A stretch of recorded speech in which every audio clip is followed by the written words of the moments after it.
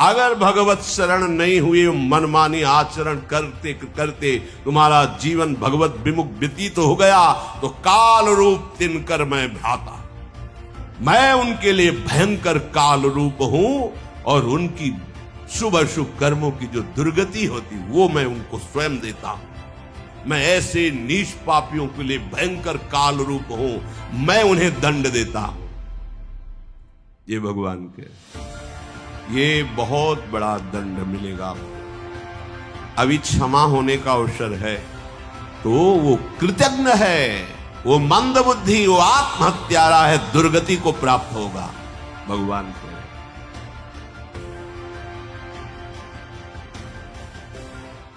भगवान श्री रामचंद्र जी कृपा करके भरत जी आदि के मध्य में संत और असंतों के लक्षण का वर्णन किया। प्रभु कह रहे हैं, नर शरीर धरी जे पर पीरा, करही ते साही महाभव भीरा, करही मोह बस नर अघनाना, स्वार्थ रत परलोक नशाना। भगवान श्री राम जी कह रहे, मनुष्य का शरीर धारण करके जो लोग दूसरे जीवों को दुख पहुंचाते हैं, अब आप देख लीजिए, जो मांस भक्षण आप करते हैं, जो आप ऐसे, ये बहुत बड़ा दंड मिलेगा आपको। अभी क्षमा होने का अवसर है, प्रभु की शरण में हो जाओ तो कह रहे, हम तो हम सर्वपापेभ्यो मोक्षयिष्यामि मा शुचा। स्वामी है वो, क्षमा कर सकते हैं, दूसरे की सामर्थ्य नहीं है, क्षमा कर देंगे। भगवान स्वयं कह रहे हैं, मनुष्य का शरीर मैंने तुम्हें दिया और तुम दूसरे जीवों को दुख पहुंचाते हो, तो मृत्यु के महान कष्ट के भोगने के लिए तैयार हो जाओ। ये जो मनुष्य स्वार्थ परायण होकर, रसेंद्री जनेन्द्री परायण होकर के दूसरों को कष्ट पहुंचाते, कैसे राक्षस वृत्ति जागृत हो जाती है। तुम्हारा शरीर तुम्हें प्रिय है, तुम एक इंद्रिय के संयोग के लिए उसके पूरे जीवन को नष्ट कर देते हो। चाहे जनेन्द्री का संयोग हो या रसेंद्री का, रसेंद्री का तो मार काट के उबाल के खा रहे हो जानवर पशु पक्षियों को, अरे राक्षसी वृत्ति जागृत हो गई। जनेन्द्री के भोग के लिए तुम दूसरे के शरीर को नष्ट कर दे रहे हो, मार दिया, जला दिया, काट दिया। ऐसी दुर्गति होगी नरक में कि नरक के प्राणी भी तुम्हें क्षमा दृष्टि से नहीं देखेंगे। जो नारकी जीव नरक भोग रहे हैं वो भी उससे, कहते हैं ना, तुम्हें नरक में जगह नहीं मिलेगी। नरक में जगह मिलने का मतलब ये, वहां के जीव भी तुम्हें घृणित भाव से देखेंगे। करही मोह बस नर अघनाना, स्वार्थ रत परलोक नशाना, काल रूप तिन कहा मैं भ्राता, शुभ अरु अशुभ कर्म फल दाता। मैं ऐसे नीच पापियों के लिए भयंकर काल रूप हूं, मैं उन्हें दंड देता हूं। ये भगवान कह रहे, वही भगवान सुन लो, जो नर होए चराचर द्रोही, आवे सभय शरण तक मोही, तज छल कपट मोह मद माना, करो सद्यते साधु। जो सभी तयावा शरणाए रखियो ताई प्रा, कोटि विप्र बदला गए जाहू, आए शरण तजो नहीं ताहो। ये शरणागत, अगर भगवत शरण नहीं हुए, मनमानी आचरण करते करते तुम्हारा जीवन भगवत विमुख व्यतीत हो गया तो काल रूप तिनकर मैं भ्राता, मैं उनके लिए भयंकर काल रूप हूं और उनकी शुभ अशुभ कर्मों की जो दुर्गति होती वो मैं उनको स्वयं देता हूं। अस विचारी जे परम शयाने, भजहि मोहि संसृत दुख जाने। हे भाई, जो विचारवान जन है वो ऐसा समझकर, जो परम चतुर है वो अपने आप को बचा लेते हैं। मानो आपको पता नहीं था इतना भयंकर होते हैं अपराध, अब आप सुन रहे हैं तो नियम ले अब लो निशानी, ना ना ना अब तो गलती हो गई, जीवन में गलती नहीं करेंगे। हे प्रियाजू, हे हरि, मैं आपकी सब सच्ची मानिए, बिल्कुल सब माफ हो जाएगा। बड़े कृपालु भगवान हैं, वो अगर कृपा न करे बहुत करुणाशील है। कोटि विप्र बध लागे जाहू, आए शरण तजोन, जो नर होए चराचर द्रोही, चराचर का अपराध करने वाला हो और भगवान की शरण में आ जाए तो भगवान स्वीकार कर लेते हैं। यहां भगवान कह रहे हैं कि वही चतुर है। अस विचारिजे परम शयाने, भजहि मोहि संसित दुख जाने। ये संसार दुखमय है, भोगों की लुभावनी इस वाटिका में भूल मत जाना, नहीं पापाचरण ही पापाचरण केवल बढ़ाता चला जाता है ये भ्रम। त्याग ही कर्म शुभाशुभदायक, बहुत सूक्ष्म बात है। भजहि मोहि सुर नर मुनि नायक, जो मेरे शरणागत जन होते वो शुभ अशुभ दोनों का त्याग कर देते हैं। शुभ अशुभ दुर्ग विध्वंसी बल तब जयति जयति जग उच्चरय। शुभ अशुभ दोनों कर्मों का त्याग करते हैं, क्योंकि समस्त देवता धर्म सबके नायक मुझ श्री हरि का वो भजन करते हैं। ये भजन शुभ अशुभ दोनों को मिटाकर भगवदानंद की प्राप्ति। अगर शुभ है तो सोने की जंजीर है, उसमें भी बंधे हो, अशुभ है तो लोहे की जंजीर में बंधन दोनों में है। जो मैंने संत और असंतों के गुणों का वर्णन किया, इनको समझ करके संतों का संग करो और असंतों के संग का त्याग करो, तो तुम जन्म मरण के चक्र से मुक्त हो जाओगे। सुनहु तात माया कृत, गुण अरु दोष अनेक। गुण याऊ भय न देखी हैं, देखी सो अभिवेक। हे तात, हे भाई सुनो, ये सब माया के रचित गुण दोष हैं। इनकी कोई सत्ता नहीं है, न गुणों की न दोषों की। इसलिए सच्चा गुण विवेक यही है कि यहां ना किसी के गुण देखो ना दोष देखो, सब में भगवत भाव करो और निकल चलो इस माया से।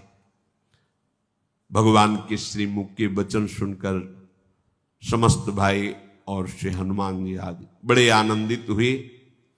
हृदय में प्रेम नहीं समा रहा, बार बार विनय कर रहे हैं। विशेष करके हनुमान जी को अपार आनंद हो रहा है। भगवान श्री राम जी फिर अपने महल को गए। एक बार श्री रघुनाथ जी ने सबको बुलाया। गुरु वशिष्ठ जी, सब ब्रह्म ऋषि, नगर निवासी, अयोध्यावासी, मुनि, ब्राह्मण सब आए। सबको यथा योग्य सम्मान सहित बैठाला गया और भगवान सबसे कह रहे हैं, सुनहु सकल पुरुजन मम बानी, कहूं न कछु ममता उर आनी। नहीं अनीति नहीं कछु प्रभुताई, सुनहु करहु जो तुम्हें ही सुहाई। सोई सेवक प्रीतम मम सोई, मम अनुशासन माने जोई। जो अनीति कछु भाषों भाई, तो मोहि बर जेहू भय बिसराई। भगवान राजाधिराज श्री रामचंद्र जी महाराज सबको सम्मान से बैठाल कर कहा, हे पूज्यजनों, हे नगर निवासियों, मेरी बात सुनो। मैं किसी ममता से प्रेरित होकर बात नहीं कर रहा हूं और कोई अनीति की बात नहीं है, और ना मैं इस प्रभुता से कह रहा हूं कि मैं चक्रवर्ती सम्राट पद पर बैठा हूं तो तुम्हें सुनना ही होगा, मानना ही होगा, ऐसा भी नहीं है। तुम्हें संकोच और भय छोड़ करके मेरी बात सुनो, और यदि अच्छी लगे तो उसे स्वीकार कर लेना। देखो, मेरा वही सेवक है, मेरा वही प्यारा है जो मेरी आज्ञा का पालन करे। सोई सेवक प्रीतम मम सोई, मम अनुशासन माने जोई। यदि मैं थोड़ी भी गलत बात, अनीति कह रहा हूं तो आप खड़े हो जाना और बेखटके मुझे रोक देना कि तुम गलत बोल रहे हो। देखो भाई, बड़े भाग मानुष तनु पावा, सुर दुर्लभ सब ग्रंथनी गावा। साधन धाम मोक्ष कर द्वारा, पाई न जेहि परलोक संवारा। सो परत्र दुख पावई, सिर धुनि धुनि पछिताई। काल ही कर्म ही ईश्वर ही, मिथ्या दोष लगाए। यही तन कर फल विषय न भाई, स्वर्ग स्वल्प अंत दुखदाई। नर तनु पाई, विषय मन देहि, पलटी सुधाते 60 विष लेहि। श्री भगवान ने कहा, बड़े भाग्य से मनुष्य शरीर मिला है। सब ग्रंथों में इस मनुष्य शरीर की बड़ी महिमा गाई। दुर्लभो मानुषो देहो। ये शरीर की चाह देवता भी करते हैं कि मुझे भारत भूमि में मनुष्य शरीर मिले, लेकिन दुर्लभ है, बड़ी कठिनता से मनुष्य शरीर मिलता है।